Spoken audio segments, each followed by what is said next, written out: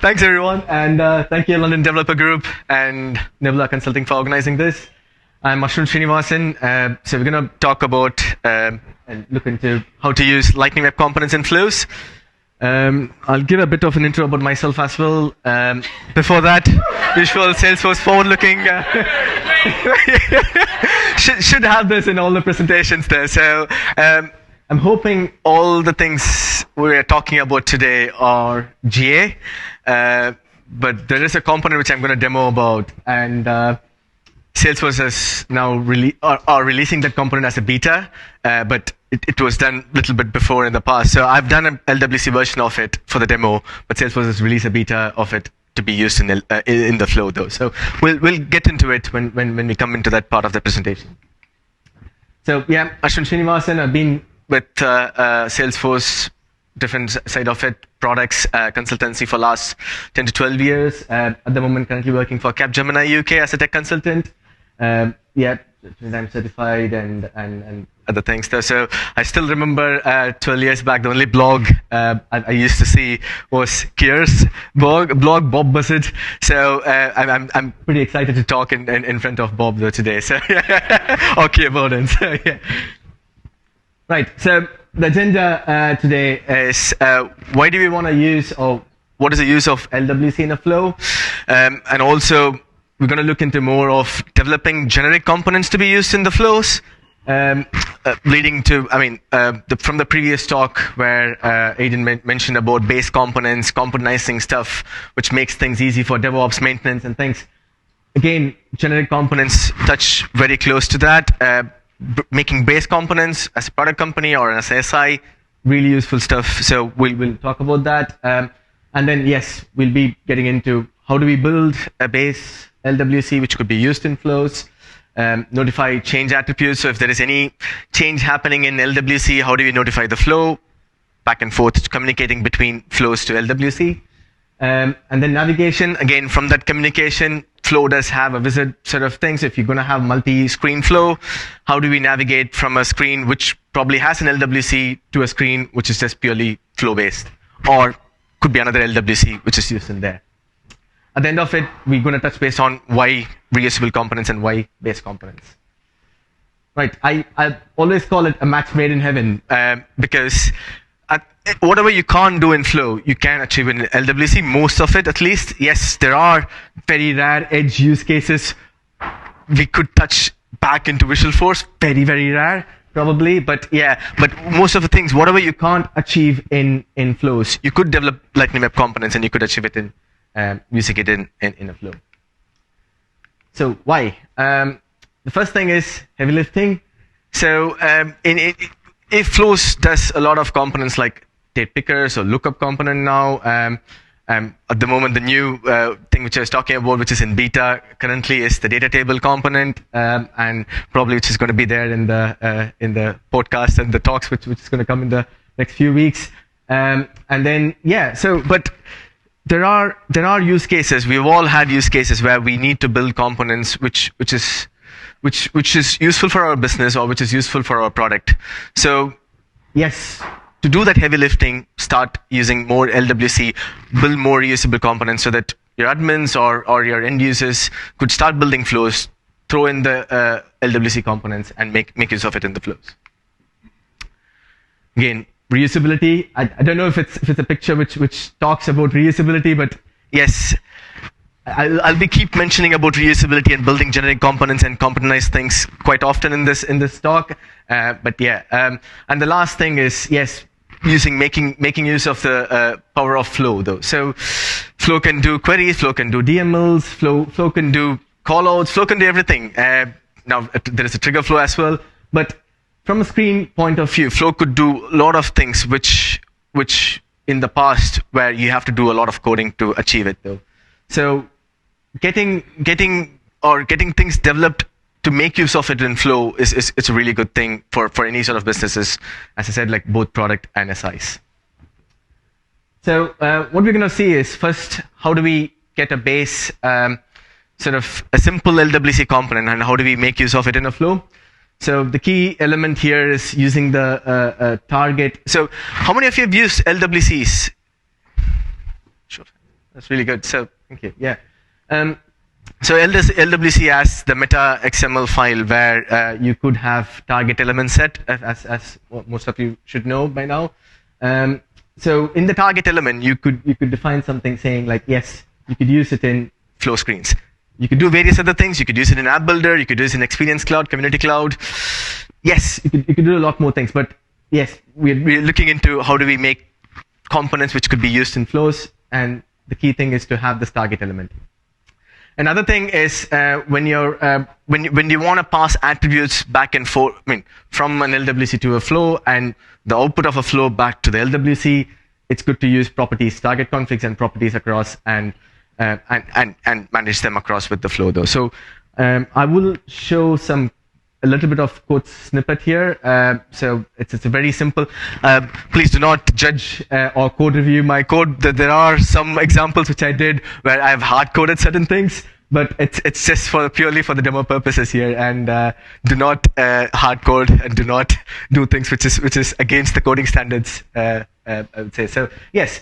As I mentioned in the previous slide, you do have properties, target configs, and target mentioned as a flow screen though. So the thing with the target properties, target config and the properties here, there is a role you can mention.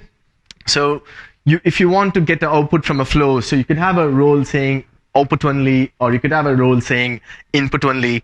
If you don't mention anything like I did for the country name there, it means that both output and input are possible for that property, basically. So this is again really simple one. So what I'll do is I'll show a demo of this web component which is used on a flow screen, and then everything is in a place probably. Right. Before we get into flow events, I'll give a really quick demo. Hopefully I don't fall off here. So right. So a very simple flow, and what I've done here is, so if you've mentioned in your code, or if you've added in your code that it's going to be used in a flow screen, you should be able to see the list of components in the available custom components here. So I've dragged and dropped a component called Flow Demo. I think every dev conference a demo makes things a little bit more interesting. So I thought let me put in something here. So so what I've done is just created some flow variables bound with city name and country name. I've hard coded the city name to my previous location, Sheffield, and then country name to United Kingdom here. So, and then what I've done here in JavaScript is, so I've hard coded that to UK back. So you'll see some use cases how I'll change the attribute from an LWC and reflect that back in a flow here. Yeah.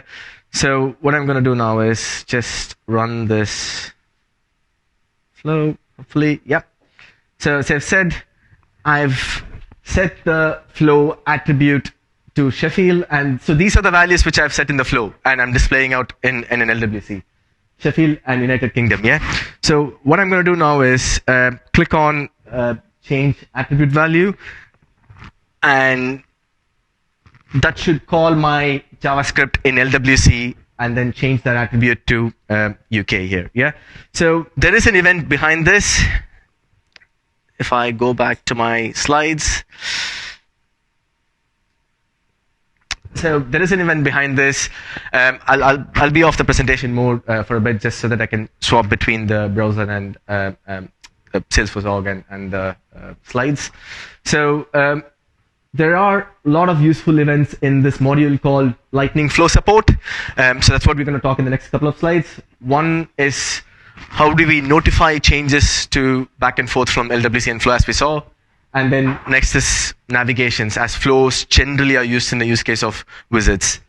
So we are using I'm importing something called flow attribute change event. So what it does is, as soon as this event throws, it tells the flow that there is a change in this attribute, and then notifies the flow about the change, basically. So that's a very simple thing which it does. So in my code, all I've done is calling the change attribute here and setting the country back to UK. But in the JavaScript in the top, if you see, I've used the module called Flow Support, and I've imported change attribute event and the next event though. So going to the presentation, going to the demo back. So I have a next button. Again, CSS really bad. Ignore me. Hopefully, when you guys are doing it, make use of a proper CSS where it looks like a flow at least. So all I didn't even take off the next button there. Yeah, just to show the difference that it's coming from LWC. Yeah. So I'm making it as I did it deliberately. Yes. Yeah. So if you click the next event, what it will do is it will call the flow attribute. Flow next event change. So which we have actually imported as well. So flow navigation next event here. So what I've done here is just created a method called handle go next. So the button will call this method, and then it will instantiate this flow navigation next event, and it will dispatch the event.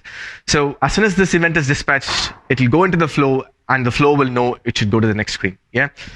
So gonna see that here in action. Hopefully it works. Yep. All I've done is hard-coded next page. That's it. Yeah. So just a simple use case to show the next event which works, which is communicated from the LWC to a flow. The key thing here is we have to be aware that if you're going to use this Lightning Web Component across multiple areas, so if you're going to use it in an app builder page or your community cloud page or an experience cloud page, ensure this sort of navigation events or the buttons are controlled by where the context, basically where you're using it. So if you're going to use it in the flow, hide those buttons when you're using it in a place where the next action won't be will throw an error basically, because if you use an app builder and call a next navigation event, flow navigation next event, all it will do is, because it can't identify where to tell there's no flow there, it's just a app builder, so it's going to be throwing an error. So rather you can actually create an attribute here to say if it's in flow, or an attribute to say passing a string or whatever it is, where it is going to be used. It's in a flow you're going to use, or it's an app builder page you're going to use, or it's a community cloud page and you're going to use. So control your navigation based upon the context you're going to use. So that's some of the best practices to do when you're building generic components across. Right. So if I jump back to my presentation. So, we did see about flow attribute change event, and some of the other events which are there, you would have got it by, in my demo I've used only the navigation next event. There is a pause, finish, previous, whatever navigations which are available in the flow, you could have that control from the LWC as well. So for some reason, if you want to do a pause, don't know if you're going to do it for any reasons, but in an LWC, but if you're going to do it, yes, or go to a previous screen, or go to the, or if you're going to be finishing your flow process though. So you have every navigation event which could be controlled from an LWC per se, yeah?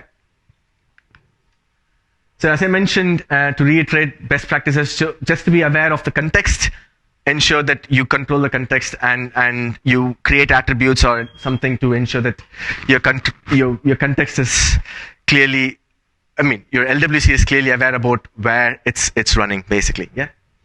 And yeah, so next set of thing is about component reusability. So LWC has, we did talk about this target config, right? So there is an attribute which we can use to make, how many of you use S-objects in Apex? Yeah, so when developing using S-objects is such a common thing if you have to make generic, or, creating more non-specific towards an object-based code, right? So similar things you could do with LWC as well. You could use an S-object in an LWC. You could create an attribute which is an S-object in LWC, which was, I think, released by Salesforce 2 years back, if I'm not wrong, 2.5 years back. Peter might be able to answer that, but I think it's just a couple of years back they did release something where you can have the control of an S-object here. Yeah. So if you see here in this code, you do have a target config, but instead of property, there is something called property type, where you can extend it to an subject. So what I've done here is created a property type for a subject and called it as PT. Yeah, just nothing genius, property type PT, that's about it.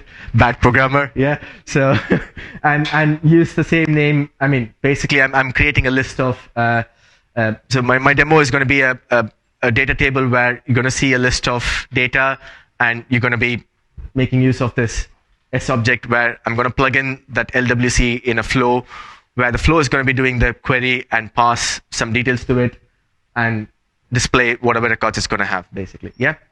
So it's a really powerful tool to use. It doesn't have to be a list. It could be used as a normal subject across for whatever use case you're going to be having in your company or in your end user development you're going to do.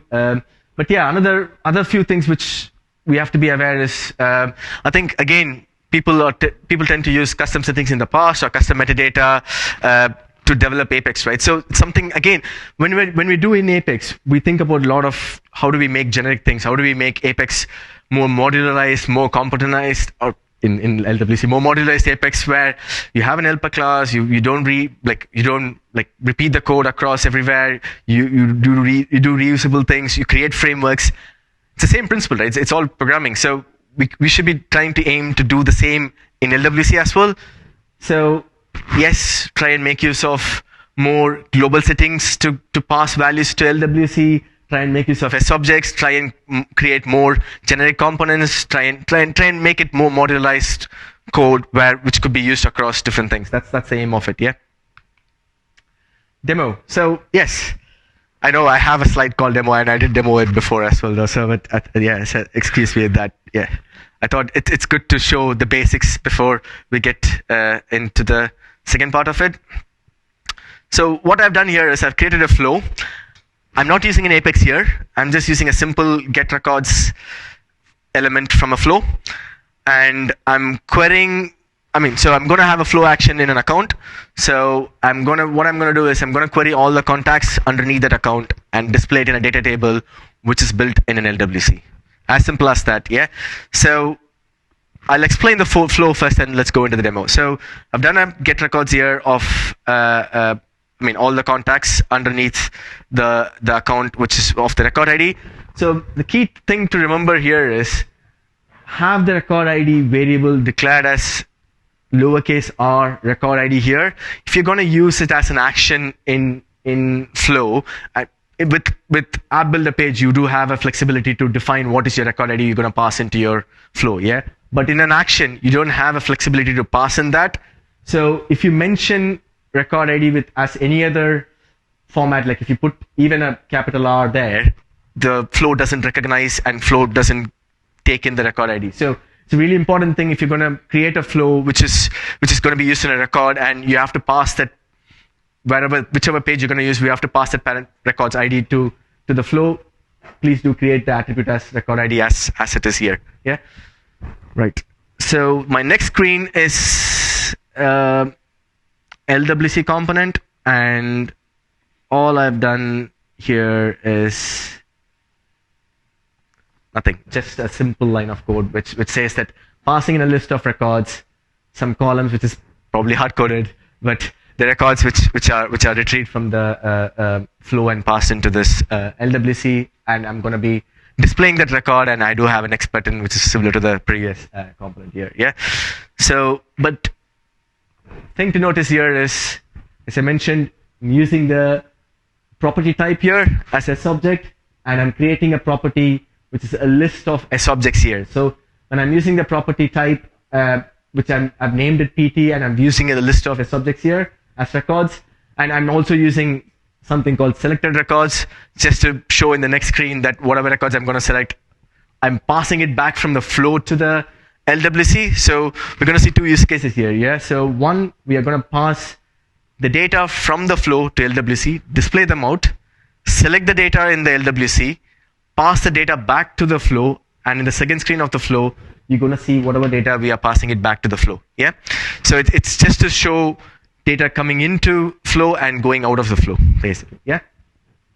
So in the flow, all I've done is, if you see here, in the advanced area. So this is the input. The records is the input to the flow. So which is passed back to the LWC component. So the attribute records will get contacts from the flow and get into the LWC. But if you see there, if you click advanced and if you manually assign variables to which is output available, which is basically you're gonna send whatever data you have in the flow back to the LWC. So it is quite hidden. Unless you do look into some pages, sometimes people don't click the advanced button every other time. It is hidden though, but it's really useful feature where you can store the output values and pass the output values back to the LWC. Yeah. So my demo, I'm going to refresh the screen just for the safety purposes. Right. You could see my favorite team here, and a lot of people probably will be booing me here in based in London. But yeah, so I when I did this demo previously, I did have Paul Pogba there. I took him off now. So so it's just what I'm gonna do is so this is the list of this is the data table which the list being passed from a flow to LWC, and I'm gonna be selecting my couple of players who are going to be participating in the 11 here. I mean, all of you know what is going to happen.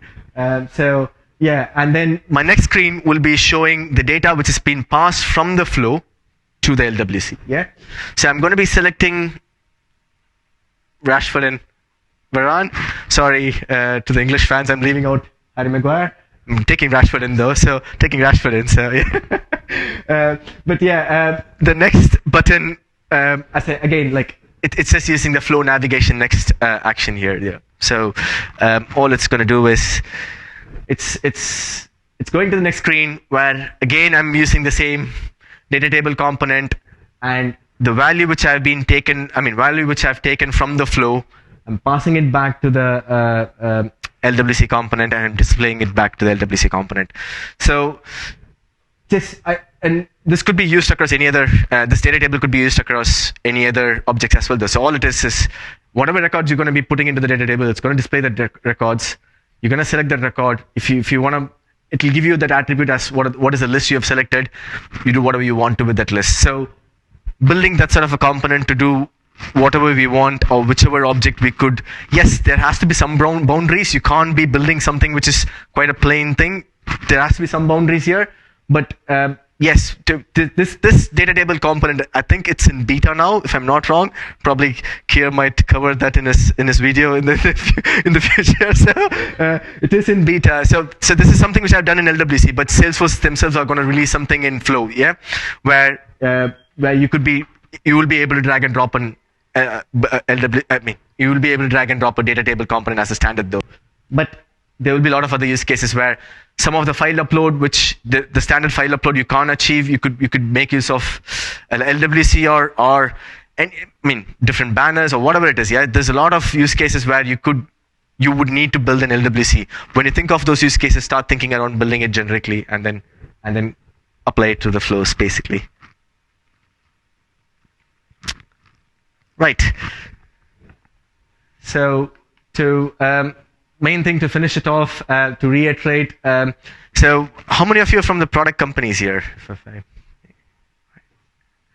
Cool, yeah. So it's useful for the SIs as well though, but from a product company, you would go with sort of developing a lot of generic things where you would have base packages or you would modelize more things just for the purpose of, because you don't know when you're developing a product, you have to be making it future-proof. Obviously, you can't make everything future-proof with Salesforce releasing too many things where we have to be careful about how much future-proof you want to make. But yes, you would want to build a lot of generic components or a lot of code which could be reused across in different places. But so a lot of SIs do question what is in benefit for us or how it is beneficial for us to create reusable components across those. So various things, yeah. So the main important thing I keep saying is the trust here. So whenever we work with a client, when we build things which are reusable, and when we tell them that yes, it makes testing easy, we are saving a lot of time for you, we are not charging you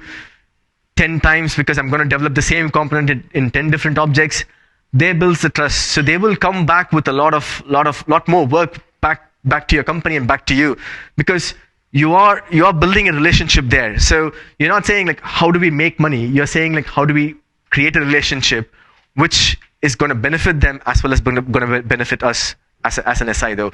So more and more than the product companies or ISVs, it is more useful for the SIs to start thinking about modularizing things, start creating base packages, start creating more reusable items there. So yes, one is to create the trust.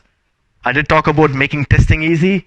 Other thing, how many of you are admins here? Or I know this probably, yeah. So building such components will give a lot of power to the admins there. So yes, there are some admins who do coding, but as developers or as technical consultants who are hands-on, it's good to do components which you can empower your admins to create a lot of beautiful flows which are useful and to your end users and the clients there. So it's more about empowering your admins as well. So giving them the control to build things and making sure that they do participate a lot more. I think times have changed from 10 years before to now. Flows can do the trigger, flows can do screens, flows can do everything. So I'm sure a lot of admins and functionals would be able to build a lot of things there, but there is still an involvement where we do have responsibility as a developer to build components which we can support our end users or our admin colleagues as well though. Right, I've just dropped in few links here. I hope the QR still works. If it doesn't, please let me know. So, but yeah, just on the flow support module which we talked about, and more about the flow reusability of flows, reusability of LWC, and lot more about flows in LWC though. So it's a really interesting and useful topic. I do see quite a few flow enthusiasts here as well though. So it's a really useful and interesting topic. And if you see every release, Salesforce is releasing at least 20-30 different items and flows. So with either screenless or screen flows, there's plenty getting out in flows. So as a developer, it is for us also very good to be investing our time into the flows and see how do we do things to make flows better, or how do we do things to make our end application better. Thanks everyone. Thank you very much. And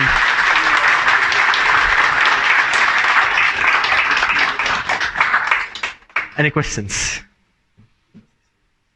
Yes. Yeah. Wait. Sorry? Yes. I hope you don't find any mistakes in my code, but yeah. Yeah. I think one of the features which we can think of, like if we have the data source coming out of sales, like Yes. CSV files, Yes. how easy would be to put some validation on that in the CSV files? Because I mean I know the like what we have done as a pop out. Yeah. We do it in a flat screen as well. Yeah. I mean like as a different tab. Yeah. But I'm more looking towards like how easy to do the validations from that. So I mean, again, it's talking about how good we can get, or how much we can get with the JavaScript though, and how much we can do with the JavaScript. There are a lot of libraries which we could use, but again, I don't know. I mean, from my view, we are trying to avoid using external libraries in Salesforce. So it's about how much JavaScript we want to write between how much libraries we want to use to analyze your files and things to do the validations basically. So Yeah. if we do it with so basically I mean I know we can do the validations on Yeah. that, but like if we do some validation, we won't be able to go back and then get back after selecting some records and come back. Yeah. And then those records retain selected or Yeah. something. So how good we can easily do that? I mean- Honestly, I think it could be a question to clear if Zeta version will support that. Clear? It's- On your toes. So basically, like on like if we have a data source which is coming as a CSV file and we have imported like we have removed the flow and then we've got the data from using LWC from a CSV file. So we can do some validations onto that as a source file. But when we go back and when we come again to that next page, so the entire context has lost. So how easy it is when we have the beta version? I know from customization we can use JavaScript and then we can do that. It means actually customization. So I think beta version, what you guys just mentioned, is it any feature available on that beta is reactive components. Reactive components means that you don't have to go on to the next screen in order for components to communicate with each other. And that was always my thing about you need Lightning Web Components, because if you want to do a very reactive screen, you can't do that in Flow. Sounds like it's heading towards that. My experience with it has been not many standard components support that. So I don't know whether that support is coming. I can't find the documentation.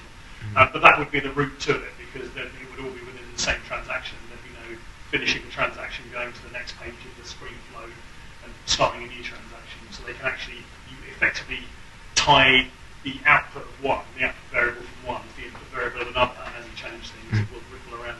It seems to be mostly custom at the moment. I see. Right, but in solutions, You use dynamic interaction. Dynamic interactions are more for Lightning Web Components talking to each other. Yeah. This is at the flow level. So yeah, you could still do it in both cases, but those things become reusable in other parts of flow being wired together through inputs and outputs. So it allows you to decompose a bit better, I think. Thanks, Gay. Yeah. Yes. The demo that you showed, Yes. you were fetching Yeah. the related contacts account Yeah. in the screen. Yeah. Right? And then you had your LWC. Yes.